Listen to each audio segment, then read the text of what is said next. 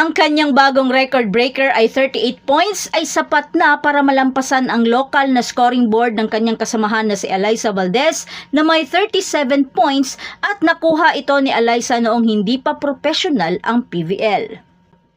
Samantala, ang all-time top scorer ng liga sa isang laro ay isang Olympian. Ang Dominican Republic na si Priscilla Rivera ay nagtala ng 44 points sa 5 set na panalo ng Akari Chargers laban sa Chocomucho Flying Titans sa 2022 PVL Reinforced Conference noong November 2022. Ang mga ito ay nagmula sa 39 na atake, 4 na service aces at 1 block. Nagtala rin siya ng 14 excellent receptions. O diba? San ka pa?